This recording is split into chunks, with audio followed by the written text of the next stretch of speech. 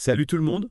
On plonge aujourd'hui dans le futur de nos assiettes. Ah oui. Et pour ça, on va décortiquer un grand classique, Hmm. le steak frites salade. Un classique. Imaginez, au lieu d'un bon morceau de viande, on se retrouve avec un truc sorti d'un labo. Au lieu de frites dorées, on a des bâtonnets bizarres bourrés d'ingrédients mystérieux. Oui. Et la salade, plus trop la même si elle pousse en terre. On va décortiquer tout ça. Promis, ça va être croustillant. Ah, le steak frites salade. Un monument national. Mais t'as raison, ce plat pourrait bien changer tout dans les années à venir. Oui. Entre les nouvelles technologies et les préoccupations environnementales, nos ingrédients de base sont en pleine mutation. Pour commencer, parlons du steak. On l'imagine souvent comme un beau morceau de bœuf bien juteux. Oui. Mais demain, il pourrait bien provenir d'un laboratoire. La viande cultivée, on en entend de plus en plus parler.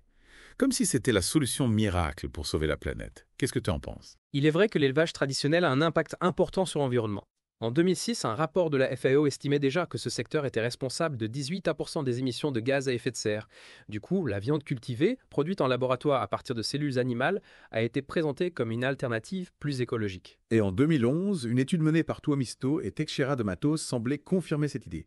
Leurs recherches montraient que la production de viande synthétique générait beaucoup moins de gaz à effet de serre que l'élevage traditionnel. Oui, sauf qu'une étude plus récente vient un peu ternir cette image idyllique. Certains chercheurs affirment que la viande cultivée pourrait en réalité être 4 à 25 fois plus polluante que l'élevage traditionnel. Ah oui. Alors, miracle ou menace? Oui. La question reste ouverte. Et au-delà de l'impact environnemental, il y a aussi des questions éthiques à se poser. Vous ne trouvez pas? Est-ce que cette viande artificielle ne va pas nous déconnecter encore plus de la réalité de l'élevage? C'est une question importante. L'artificialisation de la viande pourrait masquer la complexité de la production alimentaire et ses implications. Bon, maintenant passons aux frites, ces compagnons fidèles du steak. On pourrait penser que c'est un aliment simple, basique, Oui. mais en réalité, c'est beaucoup plus complexe qu'il n'y paraît. Prenons l'exemple des frites de McDonald's, par exemple. Devenue presque un symbole national, elle aussi. Ah oui, les fameuses frites de Maxo. Ah oui, Derrière leur apparente simplicité se cache tout un processus de fabrication assez étonnant. et oui, on porte de vraies pommes de terre. Pas d'OGM là-dedans. Elles sont lavées, pelées, puis découpées à toute vitesse grâce à une machine infernale qui les propulse à travers des lames. Ensuite, elles prennent un bain de dextrose, un sucre naturel pour avoir cette belle couleur dorée. Vient ensuite la pré-cuisson pour qu'elle soit bien croustillante, puis la congélation avant d'être envoyée partout dans le monde. Enfin, dans les restaurants, elles sont cuites une deuxième fois à la demande. Et le plus surprenant, c'est qu'en plus des pommes de terre, on retrouve pas moins de 17 autres ingrédients dans ces frites. 17. Incroyable. Oui. On a bien sûr des huiles végétales pour la cuisson, mais aussi, tenez-vous bien, de l'arôme de bœuf. On se demande bien pourquoi. Et puis, toute une série d'additifs alimentaires pour garantir une couleur, une texture et un goût uniforme. Vous imaginez? Parmi ces additifs, il y a par exemple le polydiméthylsiloxane qui empêche l'huile de mousser pendant la cuisson et le butylhydroquinone tertiaire, un antioxydant dérivé du pétrole. Mais rassurez-vous, ces additifs sont considérés comme sûrs pour la consommation. Pouf, on respire. Mais on peut quand même se demander s'il est vraiment nécessaire d'avoir autant d'ingrédients pour faire des frites. N'est-ce pas paradoxal de vouloir simplifier notre alimentation tout en la complexifiant à l'extrême? C'est un peu contradictoire, oui. Et la salade dans tout ça. On a tous en tête l'image d'une salade qui pousse tranquillement dans un petit jardin, à l'air libre. Eh bien, la réalité est souvent bien différente. La plupart des salades que nous consommons sont produites sous serre, parfois même sans terre, en utilisant des engrais chimiques pour accélérer la croissance. On est loin du potager des grands-mères. On est loin du potager grand-mère, c'est le moins qu'on puisse dire.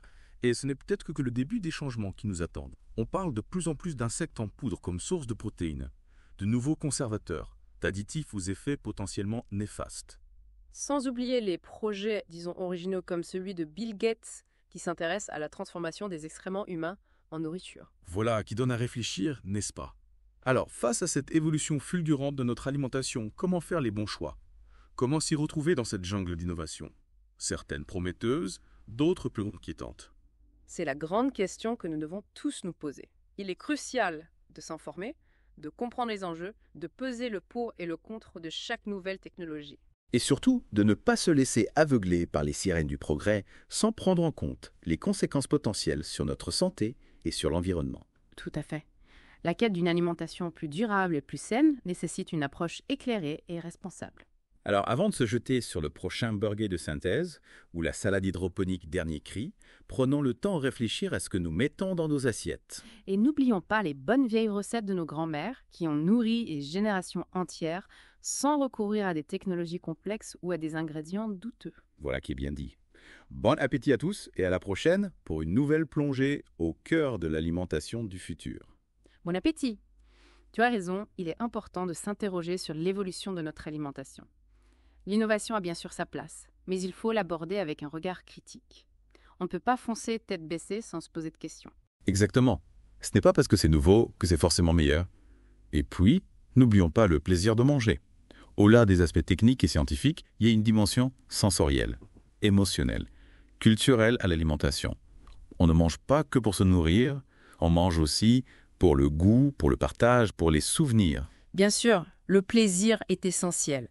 Mais comment le concilier avec la nécessité de nourrir une population mondiale en constante augmentation tout en préservant la planète?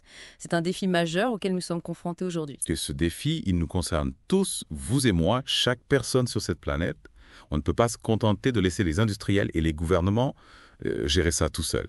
Chacun a un rôle à jouer dans la construction d'un système alimentaire plus durable et plus juste. Tout à fait. Il est important de se rappeler que nos choix alimentaires ont un impact direct sur l'environnement, sur la santé des populations et sur le bien-être animal. Concrètement, ça veut dire quoi? On fait comment pour manger mieux, plus responsablement? Donnez-nous des pistes. Il n'y a pas de solution miracle, mais on peut commencer par s'informer sur la provenance des aliments. Privilégier les circuits courts, les produits de saison, l'agriculture biologique. On peut aussi réduire sa consommation de viande. Explorer les alternatives végétariennes. Cuisiner davantage à la maison avec des ingrédients bruts. Ah oui, cuisiner. On a tendance à l'oublier, mais c'est aussi un acte de résistance. En préparant nos propres repas, on reprend le contrôle de notre alimentation. On choisit les ingrédients. On sait ce qu'on met dans nos assiettes. Et puis, soyons honnêtes, c'est souvent bien meilleur que les plats préparés industriels. Exactement. Et puis cuisiner, c'est créatif. C'est convivial. Ça permet de partager des moments agréables en famille ou entre amis. On se retrouve autour d'un bon repas, on discute, on rit. C'est ça aussi le plaisir de manger. Et ça nous reconnecte avec les traditions culinaires, avec le savoir-faire de nos ancêtres. On parlait des bonnes vieilles recettes de nos grands-mères tout à l'heure.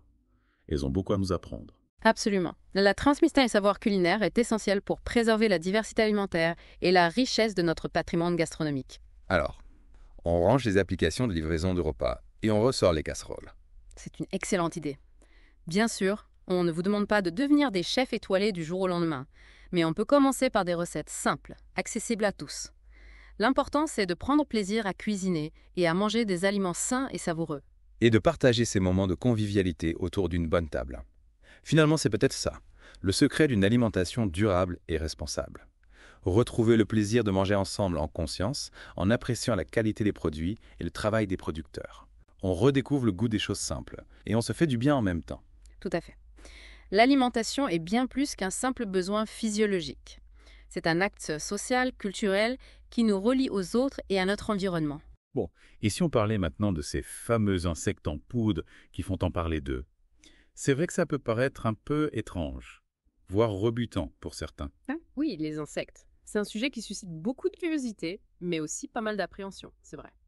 Pourtant, dans de nombreux pays du monde, les insectes font partie intégrante de l'alimentation traditionnelle. Ils sont riches en protéines, en vitamines et en minéraux, et leur production a un impact environnemental bien moindre que celle de la viande. D'accord. Mais concrètement, on les mange comment ces insectes? On les fait griller, on les fait frire, on les met dans des salades. Donnez-nous quelques idées. Il existe de nombreuses façons de le cuisiner. On peut les déguster entiers, grillés ou frits, ou les incorporer dans des plats plus élaborés. On peut aussi les réduire en poudre et les utiliser comme ingrédients dans des barres énergétiques, des pâtes, des biscuits. En poudre, c'est peut-être plus facile à avaler pour les novices. Mais est-ce qu'on peut vraiment imaginer que les insectes deviennent un aliment courant dans nos assiettes en France? C'est difficile à dire. Il y a encore beaucoup de préjugés à surmonter. Mais les mentalités évoluent et de plus en plus de personnes s'intéressent aux alternatives à la viande traditionnelle. L'enjeu environnemental est de plus en plus important et les insectes pourraient bien faire partie des solutions d'avenir. C'est vrai qu'avec la prise de conscience croissante de l'impact de notre alimentation sur la planète, on est de plus en plus nombreux à chercher des solutions plus durables. Et les insectes pourraient bien faire partie de ces solutions. Qui sait, peut-être un jour on aura tous des grillons et des verres de farine dans nos placards. Et c'est possible. Mais il est important de souligner que l'introduction des insectes dans notre alimentation doit se faire de manière responsable et éthique. Il faut s'assurer que leur production respecte le bien-être animal et l'environnement.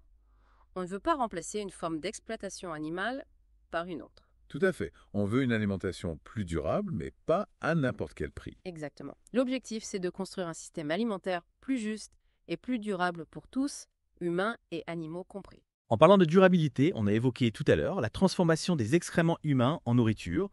Vous pouvez nous en dire plus sur ce projet un peu particulier? Oui, c'est une idée qui peut sembler saugrenue, mais qui est prise très au sérieux par certains scientifiques, notamment Bill Gates. L'idée, c'est de créer un système circulaire où rien ne se perd, tout se transforme. Bill Gates, le fondateur de Microsoft, il s'intéresse à ça. Lui-même. Il a investi dans une entreprise qui développe une technologie permettant de transformer les déchets humains en eau potable et en engrais. C'est vrai que d'un point de vue purement écologique, c'est assez séduisant. Mais avouez que l'idée de manger des aliments issus de nos propres déchets, c'est un peu difficile à digérer psychologiquement. Je comprends votre point de vue. C'est vrai que l'aspect psychologique est important, mais il faut garder à l'esprit que la technologie permet de purifier les déchets de manière à éliminer tout risque sanitaire. On ne parle pas de manger des choses sales ou dangereuses. Rassurez-vous. Oui, mais bon, je ne suis pas sûr d'être prêt à manger des carottes cultivées dans du compost humain, même si elles sont parfaitement saines. Je vous comprends. C'est une question d'acceptation culturelle. Il faudra du temps pour que ce type d'alimentation devienne la norme. On a encore le temps de s'y habituer. D'ici là, on peut se concentrer sur des solutions un peu plus appétissantes. En effet. Et puis, il y a d'autres pistes à explorer pour une alimentation plus durable. On a parlé des insectes, mais il y a aussi les algues, les champignons, les protéines végétales. C'est vrai que l'avenir de notre alimentation s'annonce riche en innovation et en surprises. On est loin d'avoir tout vu. Absolument. Alors, si on récapitule un peu notre exploration culinaire du futur, on a vu que steak, frites, salade, ce plat emblématique, pourrait bien subir une transformation assez radicale. La viande de labo, les frites aux 17 ingrédients, la salade sous serre. Ça donne à réfléchir, non? Oui, c'est clair que le futur de notre alimentation s'annonce plein de surprises, et pas toujours des plus appétissantes. Mais je pense qu'il est important de ne pas tomber dans le catastrophisme. L'innovation peut aussi être une force positive si elle est utilisée de manière responsable. Tu as raison. D'ailleurs, on a vu qu'il existe déjà des alternatives intéressantes, comme les insectes, les algues, les protéines végétales. Il y a de quoi explorer et peut-être même se régaler. Absolument. Et puis, n'oublions pas que nous, les consommateurs, avons un rôle important à jouer. Nos choix alimentaires peuvent influencer l'industrie agroalimentaire et encourager des pratiques plus durables. C'est vrai. En privilégiant les produits locaux, de saison, bio, en réduisant notre consommation de viande, en cuisinant davantage à la maison, on peut faire une réelle différence. Exactement. Chaque petit geste compte. Et puis, au-delà de l'aspect écologique, il y a aussi une dimension plaisir à redécouvrir. Le plaisir de cuisiner avec des ingrédients frais et savoureux, le plaisir de partager un bon repas avec ses proches. C'est ça l'alimentation du futur. Une alimentation consciente, responsable et surtout délicieuse. Bon appétit à tous! Bon appétit et à bientôt pour une nouvelle plongée dans l'univers fascinant de la gastronomie